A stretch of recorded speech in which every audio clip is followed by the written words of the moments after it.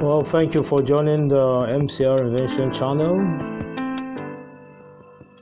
And I'm Maxwell David Jolimi. We have been considering introduction to basic life coaching. And I actually promise in this section I'm going to look at mind, person, and community, as a way of defining life as an entity. So today we're going to continue with that. So last session we actually consider the outline. We stated what we may need to cover in this course. So we will be looking at the MCR, and then we'll be looking at futures and focuses of life on the MCR. We are going to we consider all of these. That is life coach objectives, what I'm supposed to achieve by engaging you in this life coaching or basic life coaching, and of course what you're supposed to gain. And then this is actually what we will be spending our time doing. The exercise will come on its own, and we hope we'll get you involved. So that's about the outline.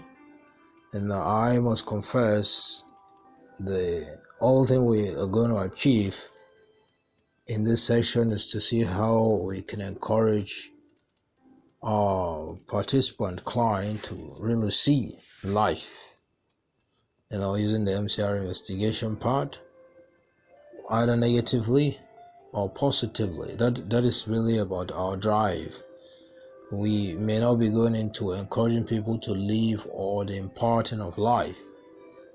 That is going to take a while, and it may require probably more concepts than we have expected.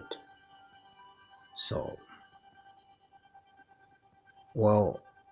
the client will basically be finding out the usefulness. He will discover the usefulness of the MCR features and focuses of life in overcome basic life challenges, the emptiness, meaningless, and vanity of life. And that's what we hope to do. And today we will hope to see how we can explain what we mean by a client will discover the impact of deficiency and sufficiency of maturity on people's worldview. That's to say, when people are deficient, it also affects their worldview, and of course, even their supporting concept, what they actually know. So that's really what we hope to achieve today. So, you will soon realize, even as we go on today, that we will be talking about life investigation. We'll be looking at life speculations, and then analysis, and then there'll be maturity a lot, trying to show what view we could see or supporting concept we could see from our discussion.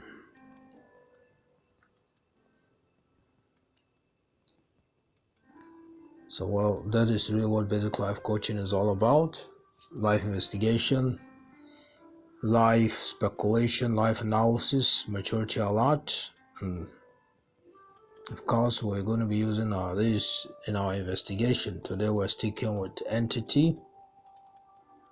Now, the exercise in future, we're going to do a book project, a film watch, an abstract from news, whole scriptural stories, and other personal experience. We're going to use all of it to discuss. So we're on with this today, maturity status. That's really what we covered last time, where we look at man, woman, boy, and girl, city, town, urban centers, and the likes, as entity, source entity, and number entity, teacher and student, leader and follower, trainer and trainee. And today we want to look at mind, person, and community in an entity. So when you have a mind, you know, is enough for an entity. And then we can really investigate the mind or the owner of the mind. I can investigate my mind to really know, you know, whether I'm having natural lifestyle or I'm having acquiring life orientation lifestyle, I'm having developed lifestyle. I could investigate my mind to really know. And the most interesting part of investigating our mind is to find out whether, you know, these variables are present or absent in our mind. If they are absent in our mind, you know, it goes a long way to talk about our maturity status. You know, it goes a long way to talk about the entity's maturity status. You know, that we must explain. But if you find all the variables, then you have a healthy heart, you know, the like. And it goes on the same thing, the person, you know, and the community. What we're trying to establish by the mind, the person, and the community is that when you have an entity, an individual, you know, when you have an individual, you know, you need to see the mind, you need to see the person, and then you need to see his community and what he knows and what he doesn't know, and what is contained as his maturity status. You know, you need to. So, like we say, you can pick the mind on its own and investigate it. You can pick the person on its own and investigate it. And you can pick the community and investigate it. Of course, when we get to this community, we have to pick what we call compromise call, and then we'll come and pick what maturity is called. I have recommended an offer that we should watch demonstration of MCR principles and practice of maturity investigation using the MCR investigation part and a case and a stage play. If you've gone through that, you know what I'm trying to stay here, you will understand it. That when you are investigating the mind, you may not need compromise call, but when investigating an individual, you may not need compromise call.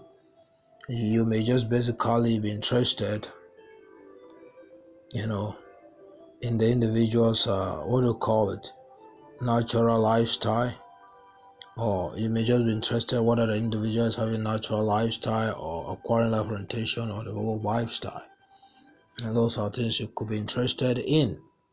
And these are the trend we must establish when we look at the mind. You know, when you look at an entity, mind, person, and community, an entity must have identity for mind, person, and community. You know, we say usually you consider the mind, and we can establish a trend. You know, we can really say that change happens from the mind, it goes on to the person, and then it goes on to the community. Or, you know, it starts here, goes to the person, and then, you know, back to the mind. So you need to investigate. You know, what you can simply do when you have the MCR investigation part is really for you to investigate the mind, the person, and its community. So you could be able to say, well, if the mind is faulty, the person will be faulty, and the community will be faulty. And that's a speculation we could engage in.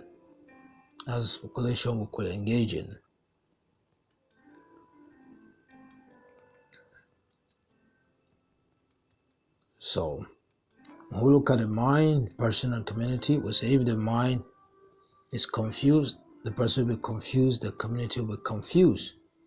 You know, if there is a crisis, for instance, in the mind, it will reflect in the person and the community. If there is crisis in the community, the person, you know, if there is conflict, you know, the same thing goes. If there is confusion in the mind, it will reflect in the person and the community.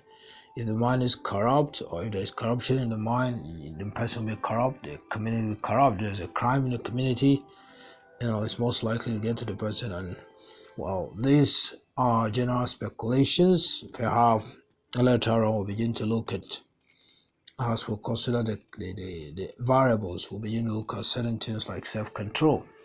But without self-control, these speculations are true, that if there is crisis in the mind, it reflects in the person, and then it reflects in his community.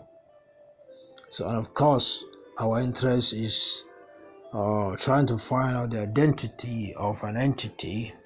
What constitutes an identity? What constitutes the maturity value, maturity status of an individual? Apart from it, we're equally interested in the origin.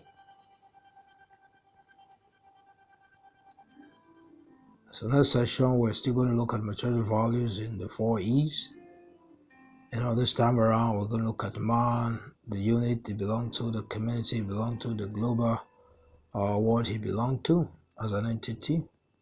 And then, we may have to establish what we mean by visible life, and what we mean by plant, animal, human, and invisible life. We need to establish this as an entity.